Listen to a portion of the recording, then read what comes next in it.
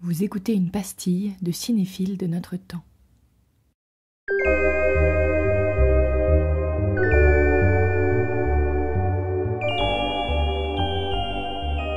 Et d'ailleurs, petit truc comme ça, il y a une émission, c'est rare la télé-réalité qui est bien, mais il y en a une qui est géniale, ça s'appelle The Jim Henson Factory, je sais plus quoi. En gros, vous mettez Jim Henson Real TV, et en gros, c'est une saison où ils font venir des wannabe effets spéciaux guys and girls, quoi. En gros, des gens qui font des masques, etc., des costumes, des effets spéciaux, et ils vont chez Jim Henson, qui a une école, en gros, avec un hangar où ils font tout leur taf, et sur la saison, ils doivent, à chaque fin d'épisode, produire, je sais pas, un Skeksis dans la neige, lui inventer avec 3 lignes de dialogue et lui animer le visage, voilà.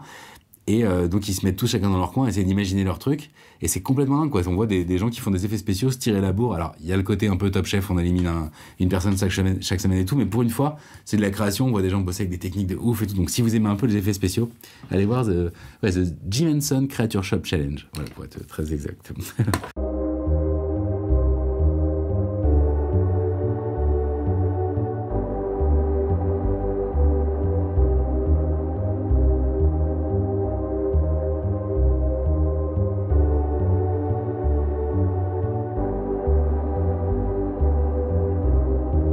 Moi, pour te dire, quand j'étais petit, j'ai eu excessivement peur des films d'horreur. J'en ai pas regardé avant 16 ans parce que j'avais vu la jaquette de Freddy dans un mammouth, un supermarché, là.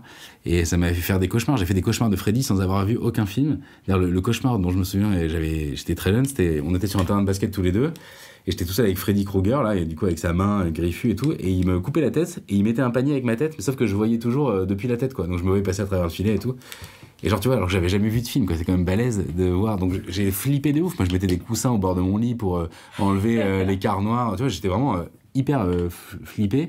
Et puis il y a eu un déclic un jour où je dis bon, ok, c'est que de l'art, c'est génial, ça parle d'autre chose, c'est symbolique. Et puis le cinéma d'horreur, c'est aussi le cinéma le plus libre. Pour moi, c'est là où un réel peut faire ce qu'il veut, faire de l'invu, enfin avec la science-fiction ou le fantastique.